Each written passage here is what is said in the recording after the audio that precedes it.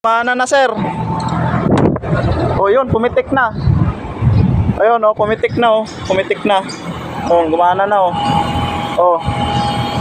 Ibig sabihin, yun ang problema. Ayun, lalamig na yan doon.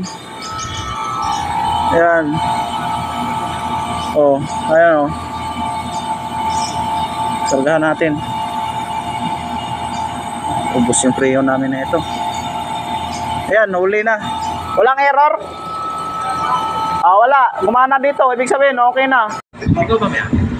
Ha? Ikaw ba yan? Tauhan lang po ako, sir. Tauhan lang po. Anong nangyari? Kasama mo siya? Pa? Kasama mo? Yun yung driver. 007. Ay, ito. Tulo 7 ka na, ha? Ay, ito yung ano natin na... Naano kami sa pangalan mo eh. Nag-i-E4. Tama ka, E4. Oo. 16 naman yung ano niya. Check natin kung anong sakit nito. Bagong install po to. Ayan o, bagong bago pa, brand new pa o. Ayan. Ang ginagawa nila, reload ng freon, tapos retaping. Yun yung mga binabalikan nila. Reload freon, retaping. Ay. Ayan o, yan na. Yun, E3 na naman. Yun, nag-E3 na naman. Error nito. Nangyari dito sa aircon na ito, carrier. Oh. Check natin kung anong problema nito. E3, kakaiba to ah. Sige, check natin. Kasi ang E3, di ba, pan motor yon mga sir. Pero hindi, iba yung ano niyan, no. Kasi kung pan motor yan, hindi na sana, wala na sanang hangin dito. Meron, no. Ayun mga sir, i-insert ko yung video dyan na lumabas yung C4 saka F4 na error. Yung C4 nanggaling yun sa jumper natin. Tapos yung F4 naman, nanggaling din yun sa isang jumper. Dalawang jumper yun. Ayan, okay. Sabi mo nga rin, naghinala na sila. Oo, wala akong breakfast para sa inyo.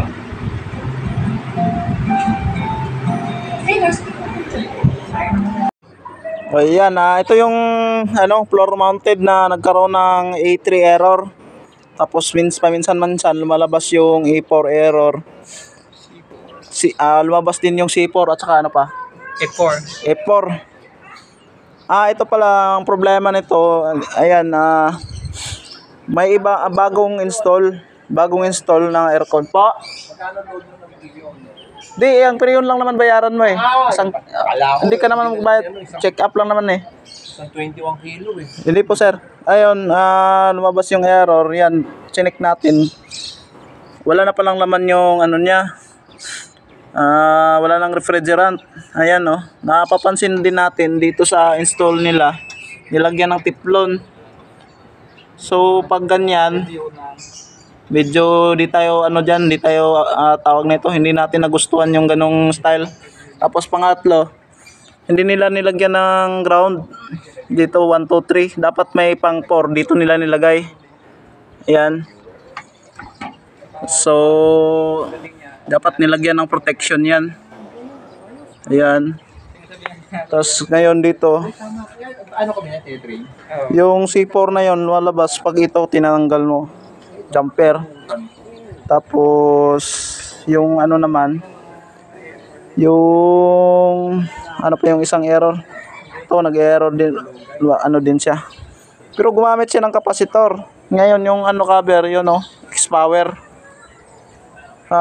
Masasabi pa rin natin na hindi inverter kasi ano eh, may kapasitor. Dapat gumamit siya ng IPM 3-phase control. Yan. Yan, gumamit pa siya ng magnetic contactor. Ayan. So ngayon, kakargahan natin ng freon. Ayan, kinargahan na natin ng freon 410A. Ayan yung freon niya. Ayan, babasa niya naman 2.45 kg. Ibig sabihin 2 kilo mahigit.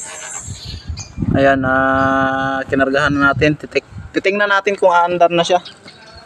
Ayan, nag-blinking yung ano niya. Ayan. pipitik ko nga to. Magnetic contactor. May kuryente na yan, naka-live na yan. Pag pitik, pak, andar yung compressor, saka yung motor. Ayan.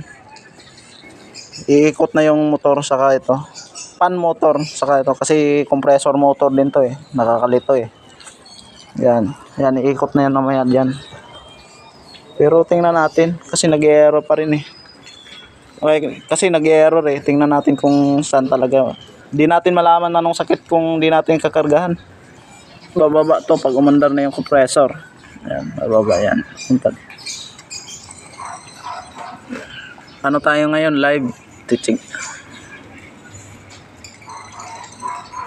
Live troubleshooting. Tingnan mo doon kung may error. Baka. Ayun mga sir, gumana na sir. O yun, pumitik na. Ayun oh, pumitik na oh. Pumitik na. Oh, gumana na oh. Oh. Ibig sabihin, yun ang problema. Ayun, lalamig na yan doon. Ayan. Oh, ayan oh. Sargahan natin. Ayan, huli na. Walang error? Ah, wala. Gumana dito. Ibig sabihin, okay na. Problema, may leak to, hanapin. Oh, lalabas yun. Walang kwenta yung kinarga natin. Ayan, walang kwenta yung kinarga namin kasi tinisting lang naman namin kung aandar siya, kung nalagyan ng preyon. Ayan.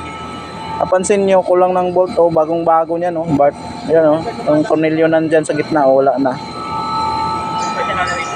Oh, hindi pa nalamig, di ko na kinargahan kasi sayang yung preyon, 1 kilo lang. 2 kilo mahigit to eh. Kukulangin tong isang tangke natin.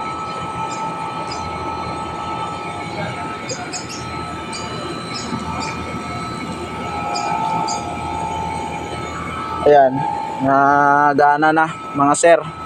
Actual na troubleshooting tayo. Chinik ko kanina dito. Akala ko ito may sira sa board. Hindi pala. Tapos yung capacitor niya naka-series pala mga sir. Oh. 235. Ayan, naka-series yan, pupunta dito. Ayan, nagpapatakbo sa compressor motor. Yan, kasi hindi ginagana, kasi yung pressure switch na pinapa-cut off niya yung ano, yung low pressure switch, pinapa-cut off niya yung compressor. Ayan, huwag mo moist. Ayan. Ayan. So, wala, gumana na, hangin na. Walang lamig to. Kasi hindi naman pwede na ikakarga natin lahat ng preyon. Ang problema, may leak, so useless. Magbabayad si customer na kung saan ay mawawala din yung lamig. Kumbaga, pinapatikim ka lang, hindi pwede yung ganun. Hindi natin gahayaan yung ganun na magbabayad sila na kung saan hindi naman nila mapakinamagan ng maayos. Ayan, nag-yelo. Ayan. Yan, nag-yelo kasi mababa yung preyon. Okay, patayan na natin. Ito, brand new. Binili nila, medyo mahal-mahal din. Tapos, hindi naman gumana yung aircon. So, sabi ng may-ari, babalik na lang daw niya. So, medyo nakakadismaya po pag ganito yung ano natin, di ba? Ilang beses daw binabalikan, taga Pampanga daw yung ano, pero ito ay nasa Muntinlupa. 4 daw na beses, no? Oo. 3 beses daw. Oo, ngayon. Gumana naman daw, pero ilang araw lang. So, yun. Medyo nakakadismaya pag ganun. Kaya, pag magpa-install kayo ng aircon, magpa-repair kayo, titingnan mo na, background check mo na kayo. Ayan. Okay na. Ay, ngayon, yan yung pressure niya tumaas na kasi nilagyan natin ng preyon pero kulang pa rin yun. Ayun. Yan, tingnan nyo may mga ano, pero okay lang din sa akin, wala namang problema, pero covered ng warranty to eh. Medyo nakaka ano lang po, hawawa yung may-ari. Okay, dito lang tayo. Ngayon alam na natin yung A3.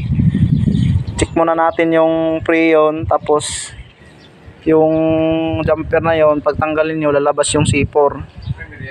Ayan, okay na. Yung sensor. Yan. Baka ba ito? Try